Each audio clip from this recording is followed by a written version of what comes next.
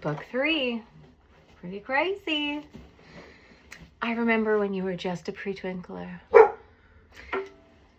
My dog knows I'm just bluffing. Anyway, all right, so Martini gavotte. This is a pretty long piece. It is in rondo form, which is where a piece keeps returning every other section to the main part, like A part, B part, A part, C part, A part. Did I say that right? Yeah, A part, D part. Sometimes there might be like B2s or C2s in there, but you keep going to the A part in between each one. Gosh, I don't know. I guess, well, be listening to it a bunch. And then let's do some scales to start. So it would be good to review B flat major and then G minor, at least G harmonic minor and G melodic minor. So let's do B flat major first.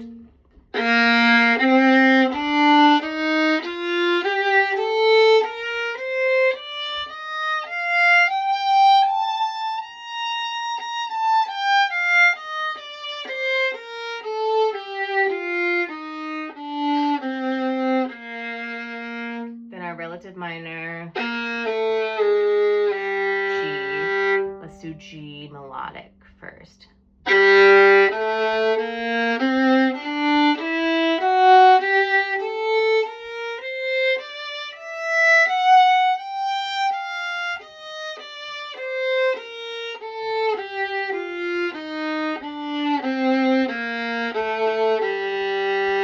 G harmonic.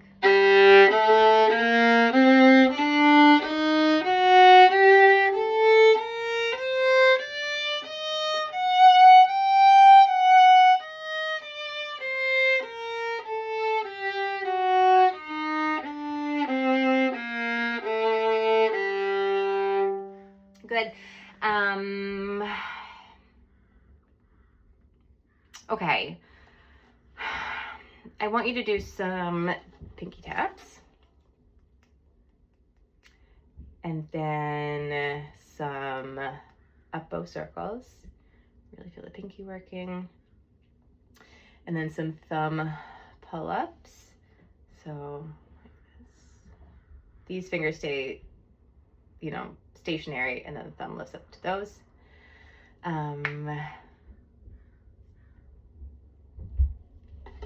Then make a balance point bow hold. So hold the bow around here.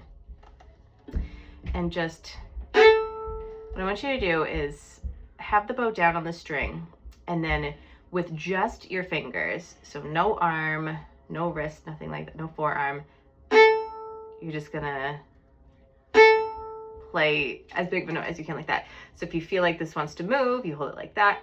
So you start on the string, and then let's go down first. And then it comes off the string. Then it comes down, touches the string, and then up. So it's like a super tiny bow, right? And we want a big sound, okay? We don't want like anything mediocre like that. Big sound.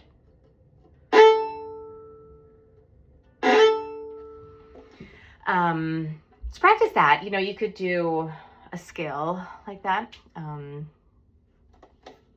A G major or a G minor scale, I think, would be the best one with this.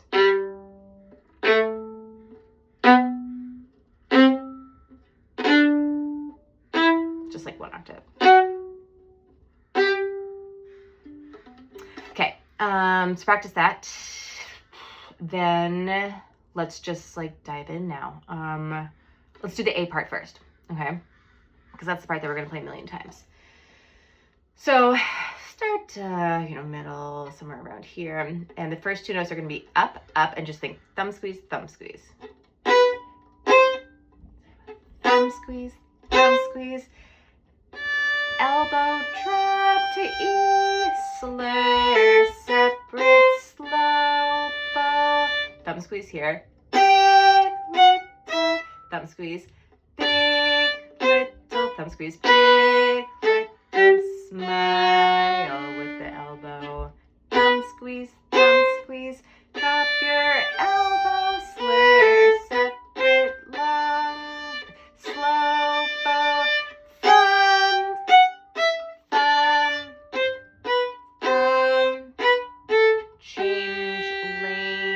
when I say change lanes, you're going from lane 2 to lane 3. Okay. Okay. So that's the A part. Let's play that one more time.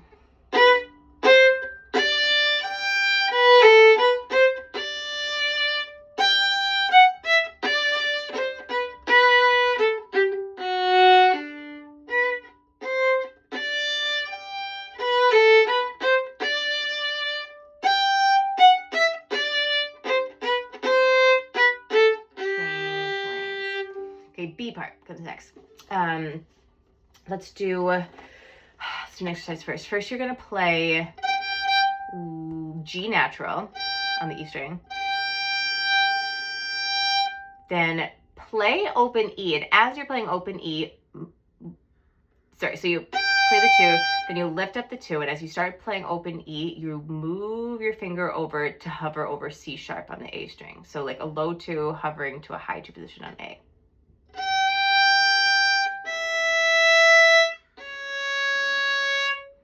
Low 2 on E, I move my second finger higher or forward to get to the C sharp.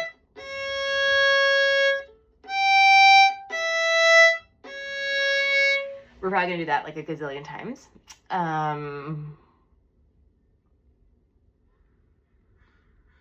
Let's say maybe at home, I would like you to do that at least 5 times in a row where you're doing the motion correctly, like moving it during the open E. Okay. Okay, so that was the weird thing in the B part. Okay. So B part, quiet. Low 1.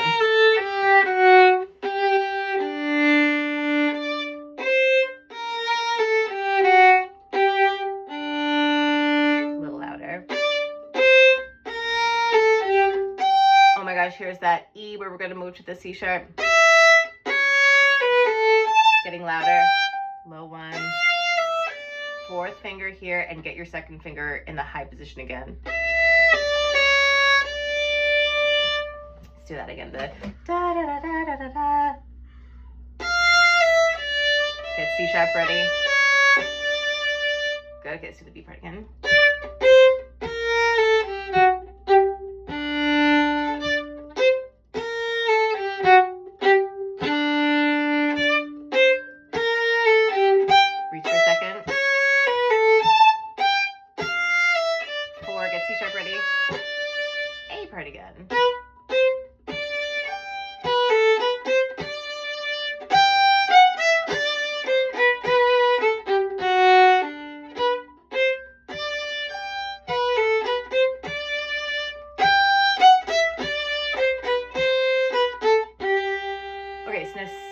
Here, do some bow swings before we do the C part.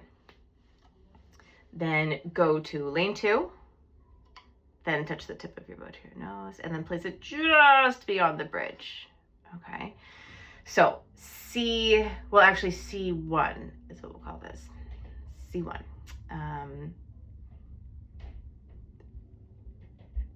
Play this really, really loud. I think maybe I'll do 3 notes at a time, and then you play the 3 notes back to me. So here's the first 3.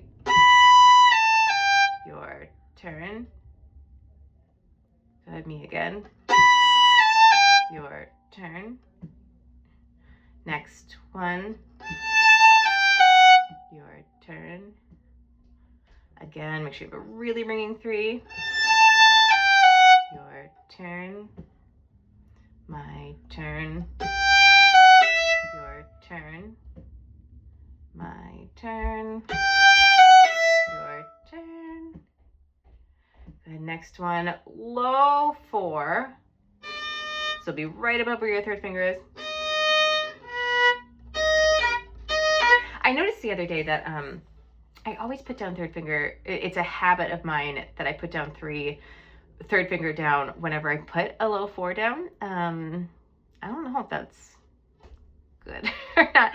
I guess that's just a little hack that I did when I started learning how to do low 4s, just to make sure it's really, really in tune.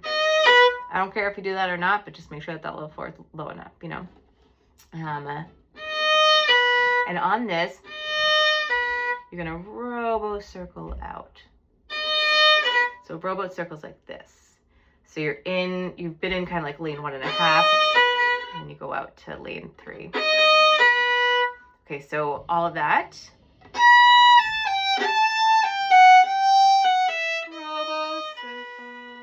So again. Rowboat circle. Okay, my turn. Your turn. My turn. Our turn. Next part. Your turn. My turn. Our turn. Next part. Your turn. My turn. Our turn. Last bit. Oof, that augmented second. Well, I guess more than augmented second, but it feels like the other fingers. Low 1, high 2. Be relentless that that's in tune, okay? Gentle, don't. Okay, so all of that part now.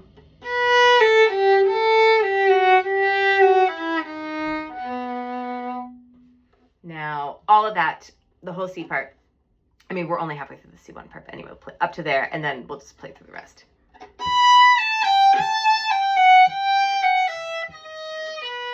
Upper half, lane 3.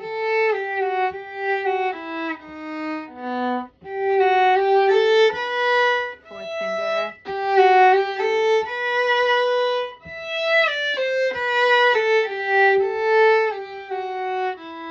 Rowboat circle there. Oh, so pretty. A part.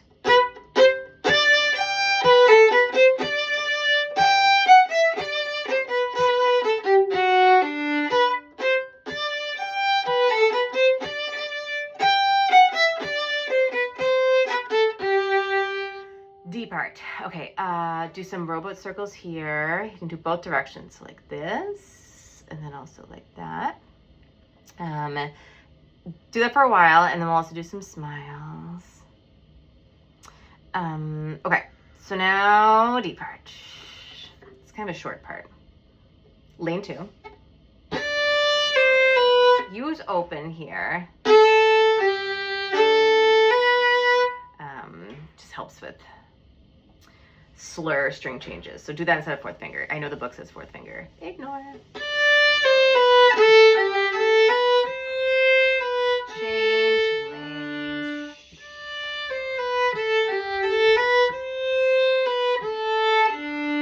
Loud. Now, don't get fooled that we're at the A part. We're still in the D part. So it's that little trick ending there. The A part ends da da da da da da da da da. This one's da da da da da da da da da. It's actually the same fingerings as the end of the A part. 2, 1, open, 3, 2, 1, 2, 1, open, 2, 1, open, 3, 2, 1, 2, 1, open. So same fingerings, just remember that you're on the E string. That's the height of the piece, okay?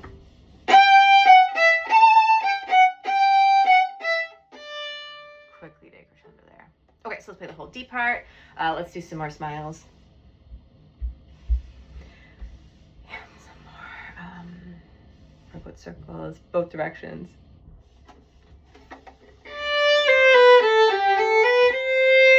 Change lanes. Get even quieter here. Now loud. Thumb squeeze. Thumb squeeze. A part.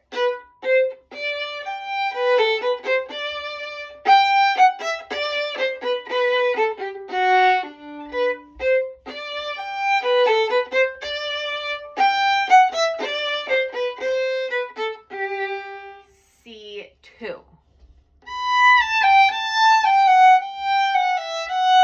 See, a little different.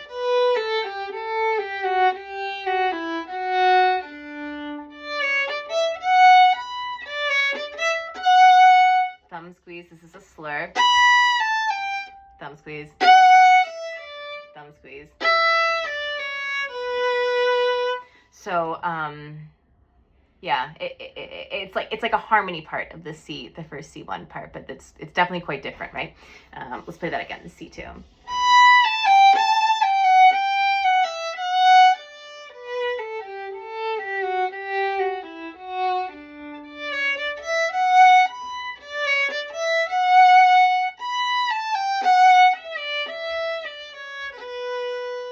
A part.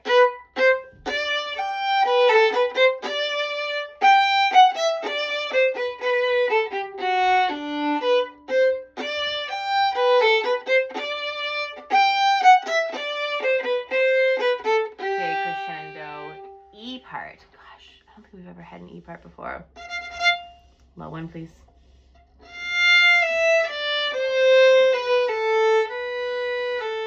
High 3. So like reach it out as you're playing that open A.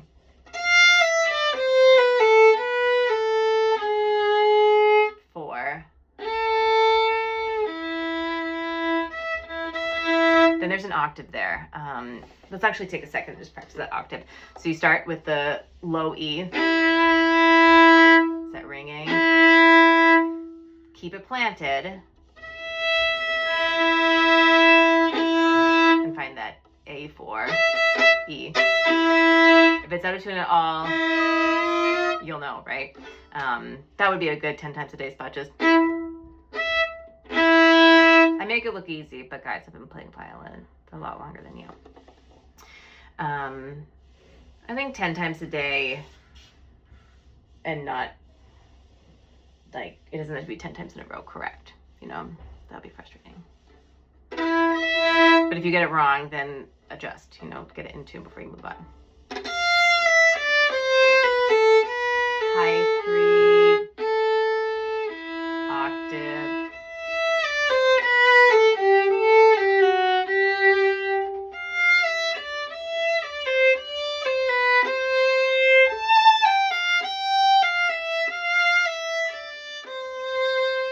So that's the low one on E section anyway. That's the F natural section. Okay, let's play the E part again.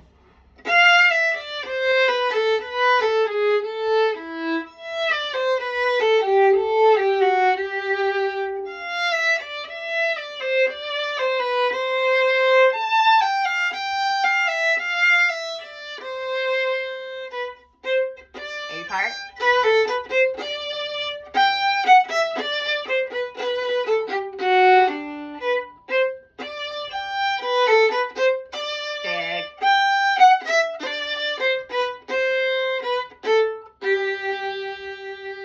Crescendo and then slow down there at the end.